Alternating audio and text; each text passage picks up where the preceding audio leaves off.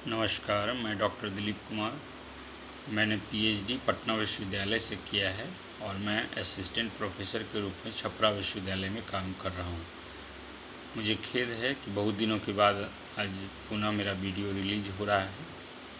आइए हम लोग आज सिंधु घाटी सभ्यता के बारे में जानते हैं। सिंधु घाटी सभ्यता प्राचीन भारतीय इतिहास के अंतर्गत यह आता है और इसका काल जो है 2500 ईस्वी से 1750 ईस्वी के बीच में इसका काल है।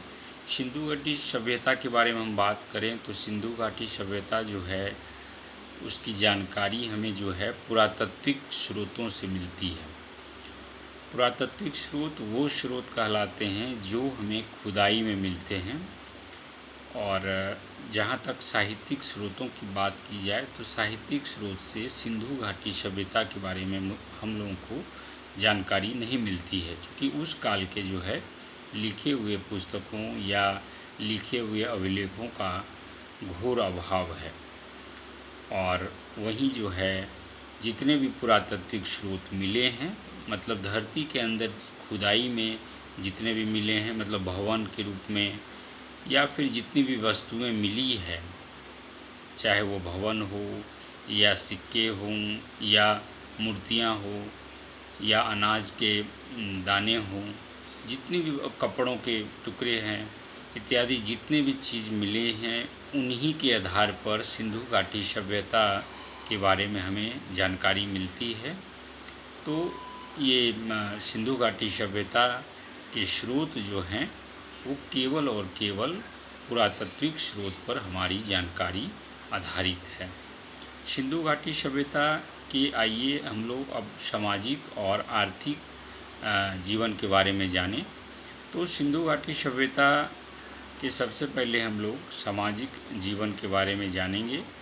सिंधु घाटी सभ्यता में सामाजिक संगठन जो है वहाँ पर जैसा आज भी परिवार है उस प्रकार से उस समय भी परिवार एक छोटी सी इकाई थी।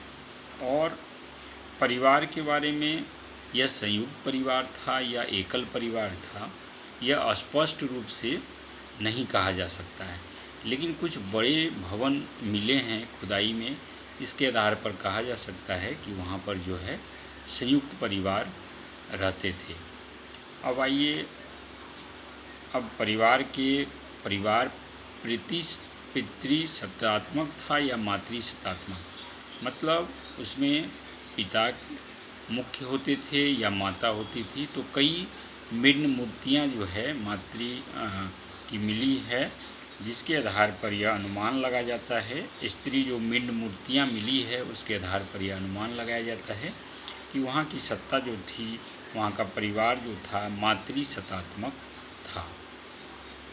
अब आइए हम लोग सिंधु घाटी सभ्यता के सामाजिक वर्गीकरण के बारे में जानते हैं। तो सिंधु घाटी का सभ्यता जो था, वहाँ का समाज जो था 4 वर्गों में बटा हुआ था: शासक, धनी या कुलीन वर्ग, मध्यम वर्ग और निम्न वर्ग।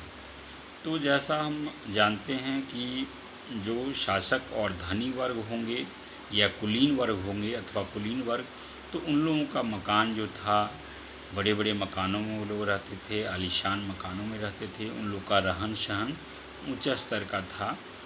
और वहीं जब मध्यम वर्ग की बात की जाए तो मध्यम वर्ग के लोगों का आवास जो था वह अपेक्षाकृत कुलीन और मध्यम वर्ग थे, या शासकीय वर्ग जो शासक वर्ग जो थे उनके मकान की अपेक्षा इन लोगों का, मध्यम वर्गों का मकान जो है, घर जो हैं छोटे होते थे। और निम्न वर्ग की बात की जाए तो वो छोटे छोटे झोपड़ियों में रहा करते थे। तो इस प्रकार हम देखते हैं कि सिंधु घाटी सभ्यता का समाज जो है 4 वर्गों में। सिंधु घाटी सभ्यता के सामाजिक वर्गीकरण में कुलीन वर्ग जो थे, कुलीन वर्ग में अब कौन कौन आते थे इसके बारे में हम लोग जानते हैं। तो कुलीन वर्ग में जो थे वह पुजारी, व्यापारी, योद्धा और सैनिक अधिकारी जो थे वो आते थे।